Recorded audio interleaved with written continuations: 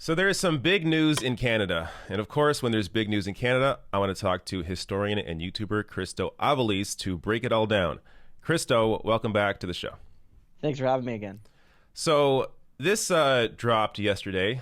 Bill Morneau, no longer finance minister and being replaced by Chrystia Freeland. So we'll get to in a bit what Chrystia Freeland's impact may be, your thoughts on that. But first, let's start with Bill Morneau. Why do you think he, was forced to resign? So he's using the excuse that he wants to be or run for the Secretary General of the OECD, and that he was never going to run again anyways, but to now leave this position as finance minister in the middle of a pandemic, just like 10 months after re-election. What is the thought process here? Like, what do you actually think went on behind the scenes? Yeah, I mean, I don't fully buy the excuse. I think that excuse allows kind of everyone to maybe save a little bit of face. But I think what's clear from my perspective is that there's either continued fallout from the We Charity scandal, which, basically the Liberal government partnered with a very controversial charity to give them nearly $1 billion to funnel that to students making under minimum wage. And that's a charity that not only had Bill Morneau given money to, but supposedly he didn't mean to, and they helped promote Bill Morneau's daughter's book, but also they've, had business relationships with Trudeau's mother, brother, and wife. It's a bad scandal. And apparently I was reading on social media from a CBC journalist that he had only informed the Prime Minister's office about his decision to pay back that $41,000 and declare that on a live stream about an hour before it happened. So it could be that it's related to that. It could also be related to the fact that he might have disagreements about how to go forward, in the pandemic with, regards to the CERB and to other forms of stimulus, and he might take a different position from the government. And, he's like, well, I can't endorse this as finance minister, so I'm going to resign. And him running for the OECD allows him to sort of say, well, I'm not so much quitting, I'm sort of, applying to a new job, if you will. Yeah. I don't buy it, though. Yeah. It seemed, it's one thing to do that if, this was in the middle of not a pandemic, just, normal times, but to do this in the middle of a pandemic, I think it appears to signify that the Liberal government's going to go in a different direction.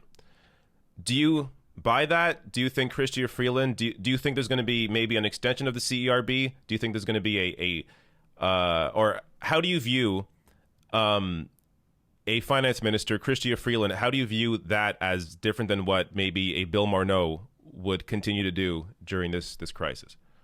Well, she's not as connected to the finance world as Morneau is in her professional life. She was sort of more of a writer and public intellectual rather than Bill Morneau, who comes purely from the corporate world. So in theory, you might think she'd be a little bit out of the box, but I don't think she will be. I think that she's a very close Trudeau ally. Trudeau obviously very much trusts her. And so I don't even think this is about ideological direction. It's more about Freeland is somebody very important. She's likely being lined up as Justin Trudeau's successor, whether that's in, a couple years, or maybe the Liberals hope ideally in 10 years or whatever their plan is. I think that she's being lined up as the next Liberal leader. And I think that that's why she's being given this position. In terms of the CRB being expanded, the Liberals so far have been hinting that they want to shift people on to EI, but 75% of the people basically getting the CERB right now, for one reason or another, wouldn't be eligible to get support on EI. So there's a real risk that won't happen. And now we're hearing that they're planning to prorogue Parliament. So there's big questions of, while the Liberals are basically shutting down democracy for a few weeks, maybe longer, what are working and middle-class Canadians going to do? Maybe Freeland wants a more maybe she wants to preserve the CERB, and Bill Morneau was like, no, I don't want to do that. Maybe. But I don't know if we can speculate on that right now. Yeah. So there's been, I mean, even before this, there's been a lot of reporting, or I guess rumors, discussions that Trudeau wants to attempt to be a little more left-leaning, a little more progressive, I guess similar in the way that he was rhetorically when he actually initially became prime minister. Do you buy that? Do you think that he views this as an opportunity now to move more to the left, to try and, shore up some of that NDP swing vote? Do you think he's going to attempt to get that more progressive side, or is this just more of a the appearance of change as opposed to any actual real change? Yeah, I don't think the primary motivator is ideology necessarily. I mean, there might be slight changes. Again, maybe there's a slight extension of the CERB. Maybe there's Trudeau worries about the threat of the NDP more. So at least, again, rhetorically, by appointing Chrystia Freeland, by leaning into the fact that she's the first ever female finance minister federally in Canadian history, that he can push this as a sort of progressive move, that might be one of his goals. But I do think there is something to be said for the fact that, right now, the only party that's offered consistent, effective opposition to the Trudeau government since the election has been the NDP, especially since, the shutdown. They were the party that basically pushed for the CERB. They were the party that fought to get students included, and then eventually they got them their CESB, which is woefully inadequate, but it now exists.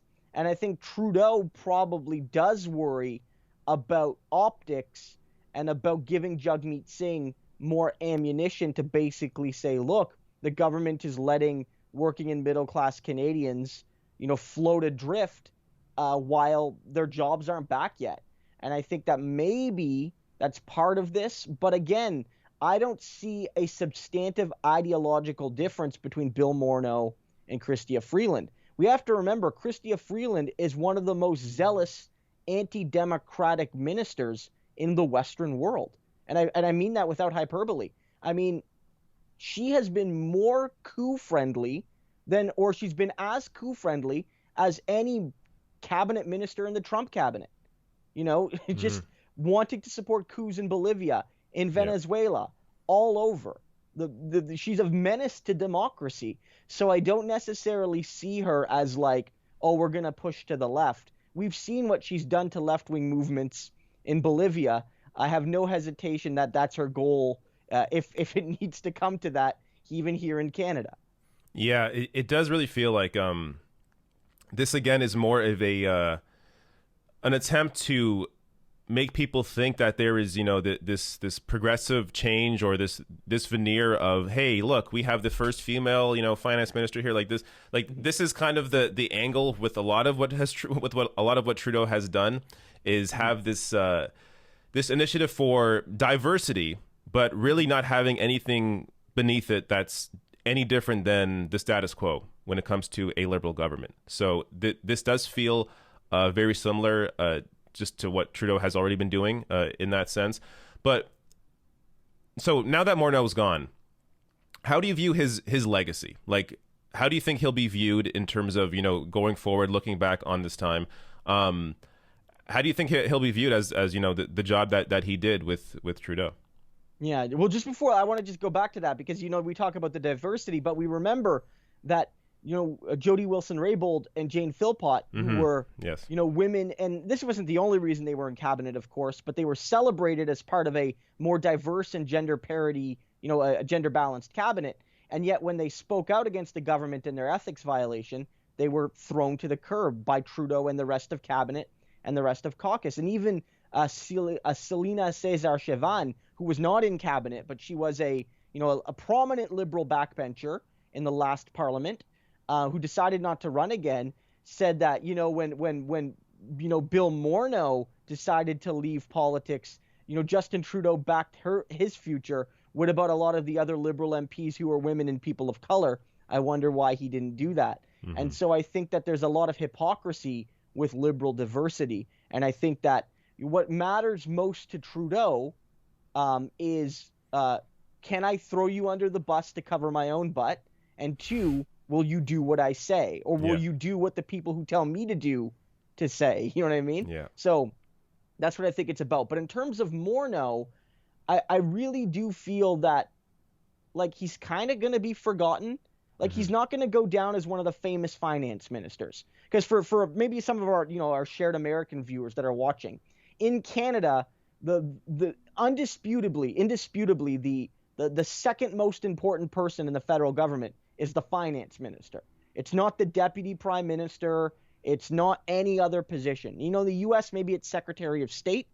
In Canada, it's finance minister, 100%. And a lot of them have become famous, even if they didn't become prime minister. Or a lot of them, use that to jump to prime minister, whether it was Jean Chrétien or whether it was John Turner. They became famous primarily as being finance ministers. Paul Martin as well was a famous finance minister. And they often build their own legacies independent of their governments. With Morneau, I don't see that. I see a guy that largely followed the Liberal Party line of, a centrist to center-right economic policy, and then went down because of scandal, and had other scandals too, where his familial company was making profits off any manner of things that were directly connected to the government, and how they were, asking, doctors to pay more in taxes, but Morneau was basically making money off the Panama Papers scandal and these sorts of things. So I don't know what legacy he's going to have. I mean, when you think of the famous finance ministers, they clashed with PMs more, and they had longer terms. So I think he's going to pretty much be forgotten. I think he'll be forgotten quicker than Jim Flaherty, the finance minister under Harper, who passed away, untimely. But I think he'll have a longer legacy than Morneau. Now, how about his open seat? So there's been a lot of speculation about who may fill it. Do you have any ideas? This is a very reliable Liberal seat in Toronto Centre, I believe. So do you have any ideas of who they may try and, get to try and fill that seat? There's been some rumors that Mark Carney would run. Mark Carney is the former Bank of Canada head, and then also did a term as the Bank of England head, but came back to Canada, is sort of being an advisor to Trudeau or to his office or what have you. And a lot of people are thinking that, at least in terms of the resume, the man could easily be Minister of Finance. And because, as you note, it's a safe Liberal seat, and I believe Carney does have roots in Toronto, I feel that if they wanted to, they could plug him in there and probably get him elected.